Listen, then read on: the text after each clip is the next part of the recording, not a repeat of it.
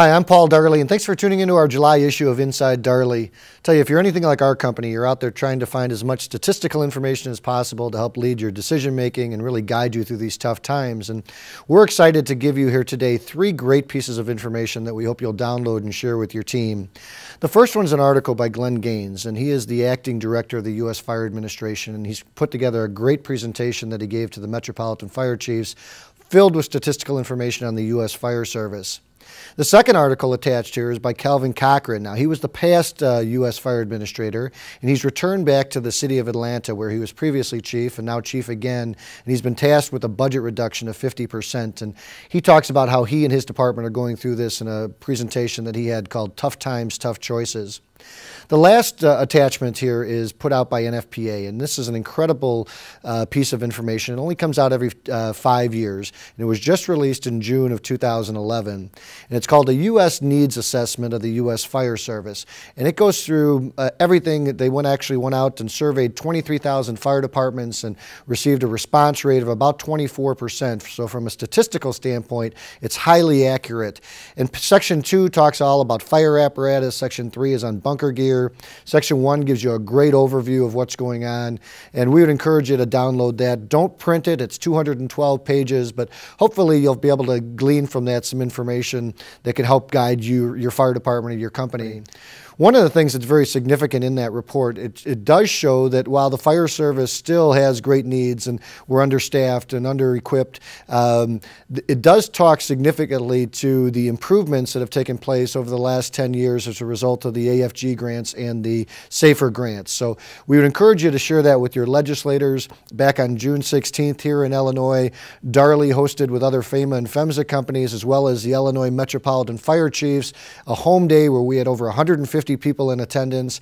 We had 8 to 10 federal and state staffers, and they really listened to us and were engaged with us. It was a great event, and we'd encourage you to engage your local legislators as well. One of the things on Inside Darley that we'd like to share with you that's most unfortunate is we actually bought a Odin Foam division back in 1997. We've kept them located out in Newport, Oregon for the last 16, 17 years, but ultimately made the decision just recently that we need to bring that product line back into Darley Company and Oler, specifically out to our Oler division in Waterloo, Iowa. So but over the next 60 to 90 days, we're going to be moving that product. Some employees may move with us.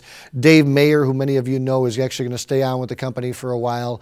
But we do want to extend our heartfelt thanks to the employees out in Oregon who have been very loyal to us over the years. And they're actually helping us in this transition and helping to make sure that our engineering teams and our production teams at both our Oler plant and our Chippewa Falls plant are well educated on the products. We thank you for them. We thank them for their hard work and devotion over the past 16 to 17 years. One other division I just want to speak briefly about today, and that's our Polybuilt division. Now, Polybuilt is owned half by Darley and half by Pro Poly of America.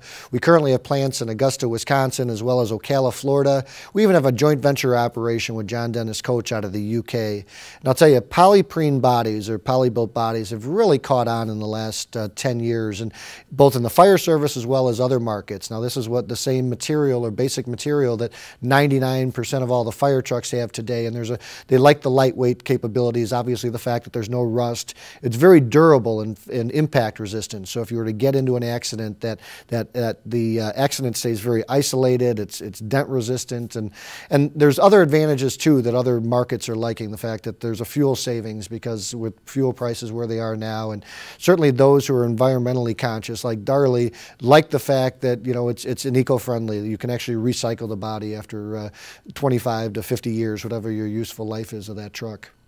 So thanks for tuning in to this issue of Inside Darley. If there's anything we can be doing to assist you, we hope you'll reach out to us. Thank you very much.